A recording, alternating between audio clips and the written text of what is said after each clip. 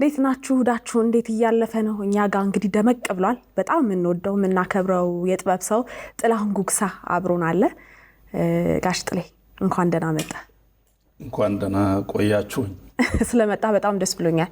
እኔም ስለመጣው ራሴ ደስ ብሎኛል። ያንተን ቲያትሮች፣ ማስታወቂያዎች እንዲሁም ደግሞ ለረጅም ጊዜ አብሮን የቆየነውን ቤቶች ስናይ ስራዎች ለየት ያሉ ናቸው። ሁሉ ጊዜ ምን እላለሁ፣ ምንድነው መነሻ የሚሆነ ስትሰራ?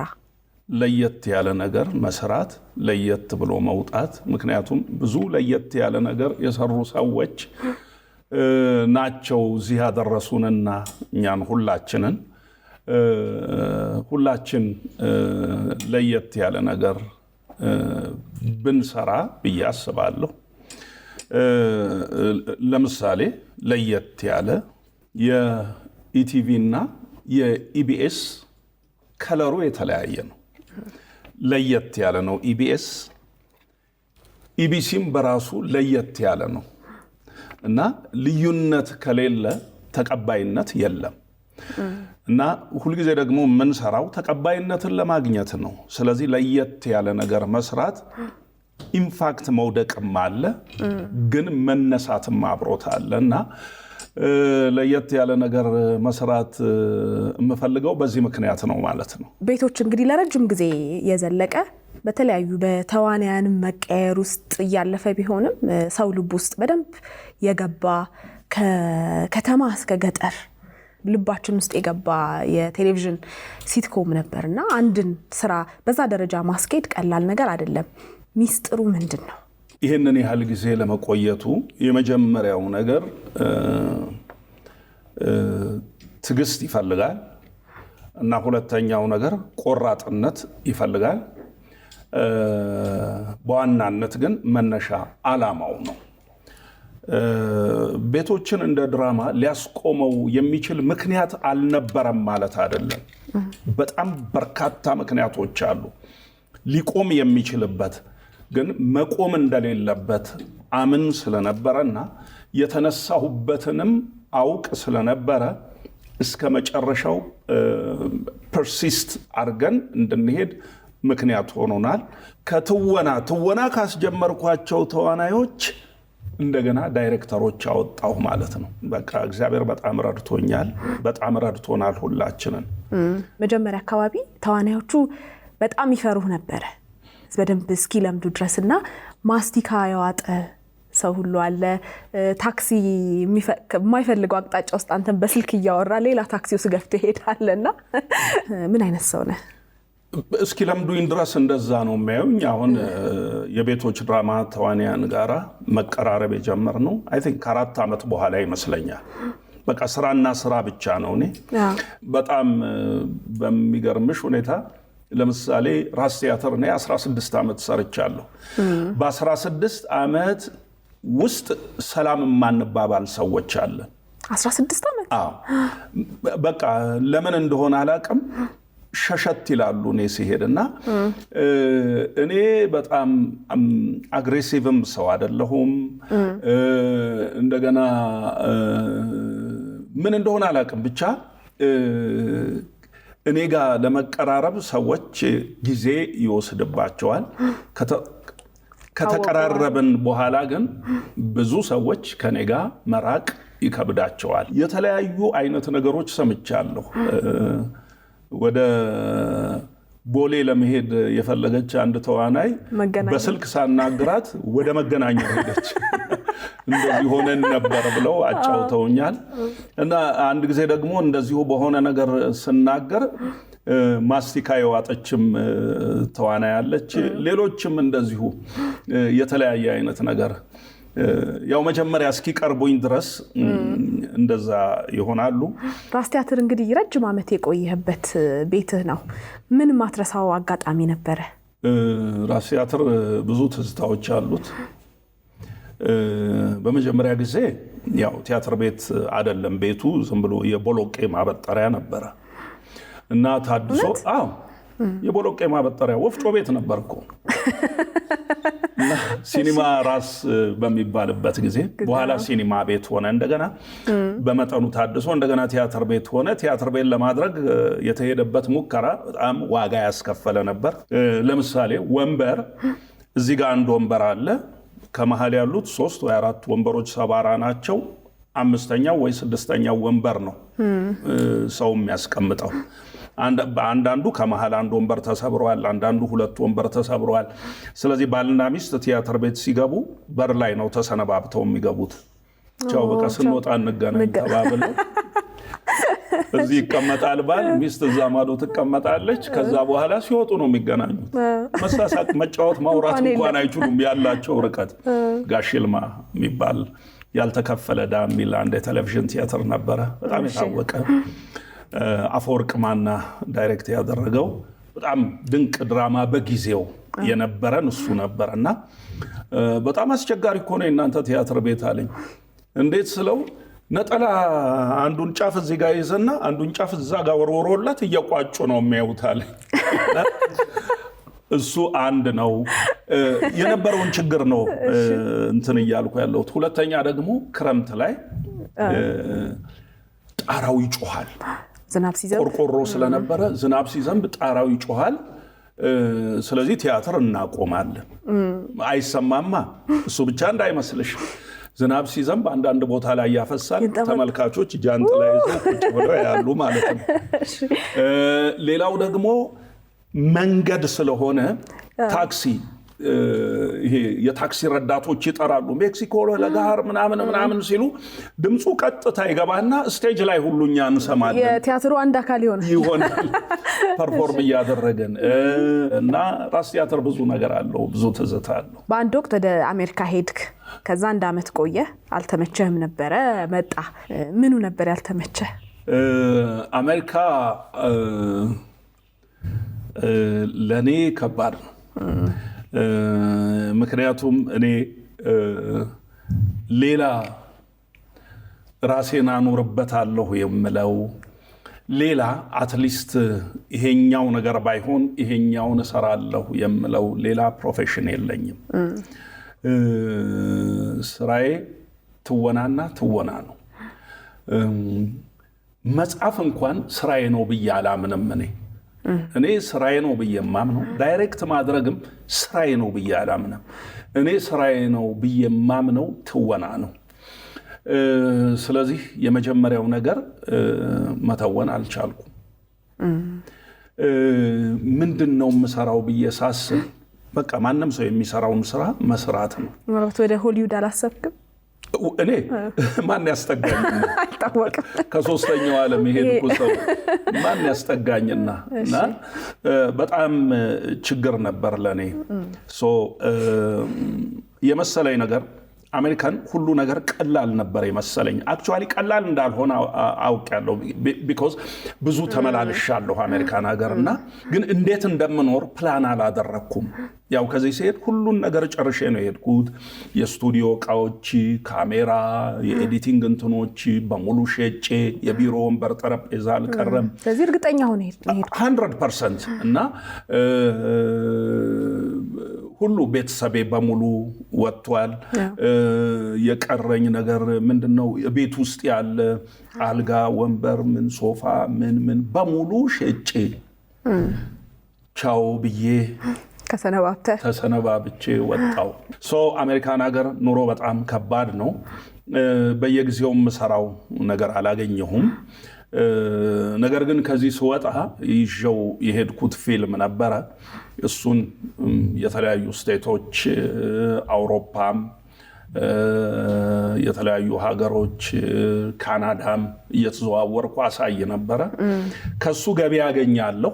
ግን በቃ ህይወቴን የሚሞላልኝ ነገር አላገኘሁም እና የለሁም በቃ ከፕሮፌሽኔ ተለይቼ ከፕሮፌሽኔ ተገንጥዬ ወጥቻለሁ። የምሰራው ነገር የለም እየዞሩ እሱን በገንዘብ ከማሳየት ውጪ። ፋይናንሻሊ አልተቸገርኩም። ነገር ግን ፕሮፌሽናሊ ተቸግሬያለሁ። በጣም ተርቤያለሁ። ሙያዬን በተመለከተ በጣም ተርቤያለሁ። በጣም ተጠምቻለሁ፣ ታርዣለሁ። ስለዚህ በመጨረሻ ሁሉንም ነገር ትቼ የመጣው ይምጣ ብዬ ወደ ኢትዮጵያ ተመለስኩ ማለት ነው። አሁን እንግዲህ ዘመኑ የሶሻል ሚዲያ ነው አይደለ? ኢንስታግራም፣ ቲክቶክ ብዙ ነገርና ስራዎች በሶሻል ሚዲያ ወደ ሰው እየደረሰ ነው አሁን ባለንበት ወይ ይበዛል። በእናንተ ጊዜ ደግሞ ሞር ሜንስትሪም ሚዲያ የነበረው ክብደት አለ። ሁሉ ደግሞ ለሁሉም ሰው አይደለም ሶሻል ሚዲያ አይደል? በተለይ ወደ ክፍለ ሀገር ወጣ ስንል ሜንስትሪም ሚዲያ ያለው ተደራሽነት ደግሞ ሌላ ነው፣ ሌላ ዓለም ነው እና አሁን ላይ ያለውን ልዩነት እንዴት ታየዋለህ? የሜንስትሪም ሚዲያዎችና ሶሻል ሚዲያዎች እኩል ይደርሳሉ የሚል እምነት የለኝም። ደግሞ ይሄ ሀቅም ነው። አንድ ነገር ላንሳልሽ። ይሄ የሶሻል ሚዲያ ነገር እርግጥ በጣም ኢምፖርታንት ናቸው። ትኩስ መረጃ ያደርሳሉ፣ ብዙ ነገሮች ያቀርባሉ፣ ጥሩ የኢንተርቴይንመንት ሚዲያዎች ናቸው። ኢን ዘ ሚን ታይም ደግሞ የማህበረሰብን እሴት ቫልዩ የሚሸረሽሩ አንዳንድ አሉ። በተለይ በእኛ ሀገር ኢትዮጵያዊነትን የሚፈታተኑ የሚገዳደሩ በጣም የማይረባ እንትን ይሄ እንደው ወደ ፐብሊክ መቅረብ የማይገባቸው ኖርም የሌላቸው ሶሻል ሚዲያዎች አሉ። ዜግነትን የሚያበላሹ፣ ኢትዮጵያዊነትን የሚሸረሽሩ። አሁን ምንድን ነው እዛ ሀገር አንድ ነገር ተማርኩኝ እኔ። በወረት ወደ ሶሻል ሚዲያ ሄዶ የነበረው ኦዲየንስ ወደ ዋናዎቹ ሜይንስትሪም ሚዲያዎች ወይም ወደ ዋናዎቹ ሚዲየሞች እየተመለሰ እንደሆነ ያየሁበት ሁኔታ ነው ያለው። ስለዚህ አሁንም ኢትዮጵያ ውስጥም እንደዚህ መሆኑ አይቀርም። ምክንያቱም ሁል ጊዜ ዓለም አቀፍ ነገሮች እኛም ሀገር ይንጸባረቃሉ፣ ይስተዋላሉ፣ ይታያሉ። ወደ ሜይንስትሪም ሚዲያዎች መመለሳችን አይቀርም።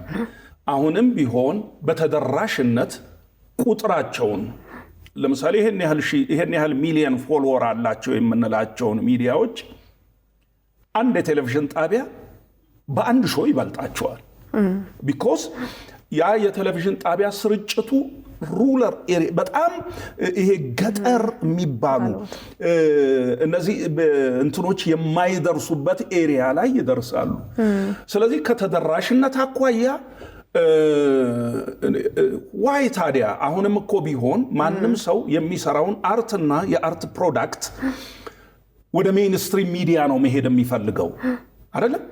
ኢንስቴድ ኦፍ በዚህ በሶሻል ሚዲያዎች ከመልቀቅ ይልቅ የበለጠ የሚመርጠው ቫልዩ ያለውን ነገር፣ የደከመበትን ነገር፣ ገንዘብ ኢንቨስት ያደረገበትን ነገር፣ ትልልቁን ነገር እዛም ላይ መልቀቁ ባይቀርም ሲጀምር ግን ጅምሩ ፈርስት ሾው እንትኑ ላይ ነው የሚፈልገው፣ ሜይንስትሪም ሚዲያ ላይ።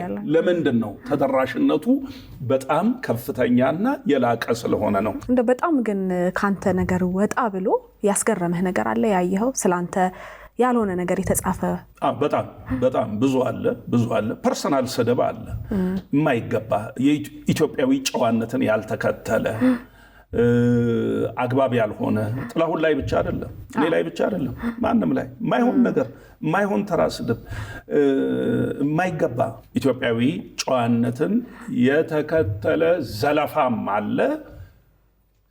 ስድብ እንኳን አለ ብዬ አላምንም። ዘለፋ ይኖራል። እነሱን ማስተናገድ ጥሩ ነው፣ ግን ፐርሰናል አይሁን። ስለኔ ስብዕና ስለኔ እንትን ምናምን ያ ከሆነ ማንንም አያንጽም። ልጆችን በጣም ነው የምንወዳቸው ከልጅነታቸው ጀምሮ አይደል? ማስታወቂያ ሲሰሩ ፊልም ላይ እናውቃቸዋለን። ከዛ ትልቋ ሳይሆን ሁለተኛ ነች ኤልሮይ ሁለተኛ ልጅ ያንተን ፈለግ ደግሞ በደንብ ተከትላ እንደውም አንድ ፕሮጀክት አብራችሁ እየሰራችሁ እንደሆነ ሰምቻለሁ። ምንድነው? ምን ላይ ደረሰ? የመጀመሪያዋ ልጄም ማስታወቂያዎች ሰርታለች። እንደውም የታወቁ ማስታወቂያዎች አሉ። የመጀመሪያዋ ልጄ የሰራችው ፐብሊክ የሚያውቃቸው ኤሮይ እርግጥ ብዙ ሰርታለች። ለጥበቡም ቅርብ ነች። የተማረችውም ጥበቡን ነው። ሳን ፍራንሲስኮ ዩኒቨርሲቲ ነው የተማረችው። ከሳን ፍራንሲስኮ ዩኒቨርሲቲ ሚዲያ ስተዲስ እና አክቲንግ ነው ተምራ ግራጁዌት ያደረገችው። ባይ ዘ ዌይ የእሷ ተከታይም ስክሪፕት ራይተር ናት። ሃሌሉያ። የሷ ተከታይ ደግሞ ወንዱ ነህሚያ ፕሮዳክሽን ላይ ነው አሁን ያለው። ስለዚህ ሙሉ ቤተሰቡ እየገባ ነው ሙሉ ቤተሰቡ ማለት ይቻላል። እና ኤሮኢ ግን ያው ከዛ ግራጁዌት ካረገች በኋላ አሜሪካን ሀገር አንድ 3 ፊልሞች ሰርታለች። 3 ሾርት ፊልሞች ሆሊውድ ተጠርታ ሄዳ አንድ ጊዜ አንድ የመድረክ ቲያትር ሰርታለች። እዛው ሎስ አንጀለስ ለህዝብ የቀረበ 2 ሰዓት የሚፈጅ ቲያትር ከነጮቹ ጋር ነው የሰራችው። መሪ ካራክተሩን ነው የተጫወተችው እና እሱን ቲያትር እንዳይ በቃ ማየት እንዳለብኝ ግድ ብላኝ እኔም ማየት ነበረብኝ። የሆነው ነገር ምንድነው? የሷ ፐርፎርማንስ ለት ነው እኔ ከዋሽንግተን ዲሲ ወደ ሎስ አንጀለስ የሚሄደው። እንደደረስኩ ቲያትር ቤት ነው ምገባው የሷን ፐርፎርማንስ ለማየት እና በዚህ አሬንጅ አድርጌ ወደ ኤርፖርት ሲሄድ መኪና ሳስረክብ ጋዝ መሙላት ነበረብኝ። ምክንያቱም የጎደለ ጋዝ አይቀበሉም፣ ሞልተው ነው የሚሰጡት። ተሞልቶ ነው ታስረክባለህ። እና ጋዝ ልሞላ ሄጄ ጋዝ ስቴሽን ጠፋኝ እና ወዲያ ወዲህ ስል እንደምንም ጋዝ ሞላሁ። መኪናውን አስረክቤ ኤርፖርት ስደርስ አውሮፕላኑ ዘግቷል። በቃ በጣም እንትን አልኩ፣ ለመንኳቸው። ቀጣይ በረራ እንዳለ ጠየቅኩ፣ የለም። በጣም አዘንኩ ብቻ አይደለም ኤርፖርት ውስጥ አለቀስኩ። እና ከዛ በኋላ መድረስ አልቻልኩም።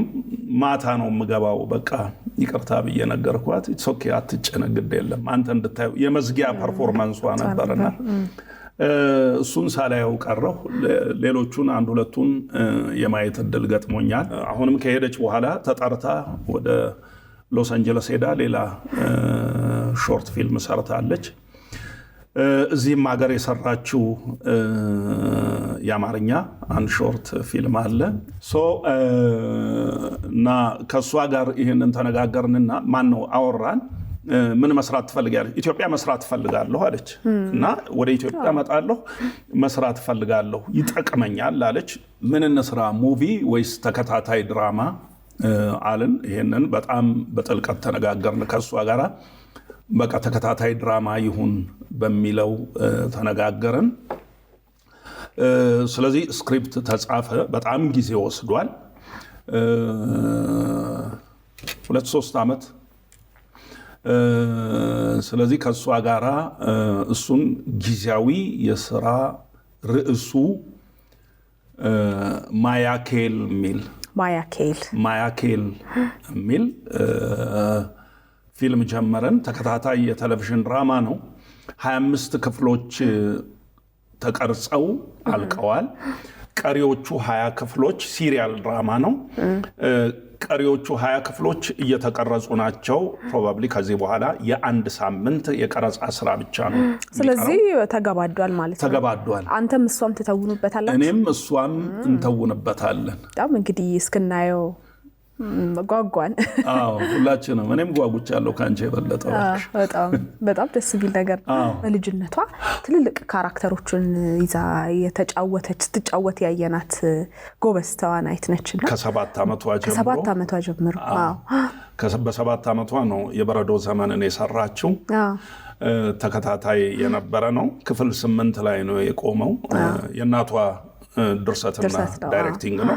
ከዛ በኋላ ሳራ የሚለውን ፊልም እሱም እስካሁን ከልቦናችን የማይጠፉ 2ቱም ፊልሞች ድርሰትና ዳይሬክቲንግ ነው። እንግዲህ ጥላይ እዚህ ድረስ መጥተህ ስለነበረን ቆይታ በጣም ክብረት ይስጥልን። ከአንተ ደግሞ የቀረ የጎደለ ካለ እድሉን ልስጥ። አንድ ነገር ልናገር። ትናንት ስላገኘሁት ገርሞኝ ነው። አንድ ሰው ስሙን እንዳነሳ ፈቃደኛ ይሁን አይሁን አላውቅም። ሰው ግን ባነሳው ምንም አይደለም። የበጎ ነገር ምሳሌ ነው። ሱፊያን ይባላል። ማስተርስ ከኔ ጋር አብሮ የተማረ ሰው ነው። እሱ 2 ወይም 3 ማስተርስ ዲግሪ አለው። አይ ቲንክ ሎው እና ማኔጅመንት ይመስለኛል። ሶስተኛ ይሁን አራተኛ ዲግሪውን ከኔ ጋር ቁጭ ብሎ ማስተርስ ይማር ነበረ። ከዛ በኋላ ልክ ጨርሰን ግራጁዌት እንዳደረግን ፓይለት ትሬኒንግ ስኩል ገባ እና ግራጁዌት አደረገ ፓይለት ሆኖ እና ትናንት ሳገኘው በጣም ነው የተገረምኩትና ለማወቅ ያለውን ነገር ለመማር ያለውን ፍላጎት አይቼ በጣም ተገረምኩ፣ በጣም ተደነቅኩና እኔ የግድ ሰው ሁሉ እንደሱ ይሁን አይደለም የምለው ለማወቅና ለመማር ያለውን ፍላጎት ግን ሰው ሁሉ እንደሱ ቢሆን እመኛለሁ። የእውነት የመልካም ነገር ምሳሌ አድርጌ ወስጄዋለሁና እኔም ራሴ አስባለሁ አንድ ሁለቴ ትምህርት ቤት ለመግባት እንደገና ተመልሼ ምን ትዝ አለኝ መሰለህ ጋሽ ጥሌ መማር አሁንም መማር የሚለው የልጅ ማስታወቂያ ሹር እውነት ነው እና አሁንም መማር እፈልጋለሁ። እንግዲህ ሁሉ ሰው ቢማር ደስ ይለኛል። ሁላችን መማር መቻል አለብን። ሌላው ነገር ደግሞ ትምህርት ቤት ብቻ ሳይሆን ሁላችን ከህይወት መማር መቻል አለብን። ከትናንት ስተታችን፣ ከትናንት ውድቀታችን፣ ከትናንት እኩይ አስተሳሰብ ካለን ከዛ ነፃ ሆነን ዛሬን በጠራና ፖዚቲቭ በሆነ መልኩ አይተነው ከዛሬ ደግሞ ነገ የተሻለ ነገር እንድናስብና የተሻለ ነገር እንድንሰራ የተሻለ እንድንማርና እንድናውቅ ፈልጋለሁ። ይሄንን ነው ማለት የምፈልገው። ከልብ አመሰግናለሁ። ስለዚህ መማር አሁንም መማር አመሰግናለሁ ጋሽ ጥሌ። ቴንክ ዩ ኢቢኤስ። እንግዲህ ከአርቲስት ጥላሁን ጉግሳ ጋር የነበረኝ ደስ የሚል ጊዜ እንዲመስል ነበረ። ቀሪ የኢቢኤስ ፕሮግራሞቻችን ይቀጥላሉ። እስከ ሳምንት፣ መልካም ሳምንት። እስከ መጨረሻው ድረስ ከኛ ጋር ስለነበራችሁ እናመሰግናለን። የምናዘጋጃቸውን አዝናኝ ቪዲዮዎች ማየት ከፈለጋችሁ እዚች ጋር ጠቅ ያድርጉ። ሰብስክራይብ የሚለውን ደግሞ እዚህ ጋር ጠቅ ማድረግ እንዳትረሱ። በቀጣይ ቪዲዮ እንገናኝ።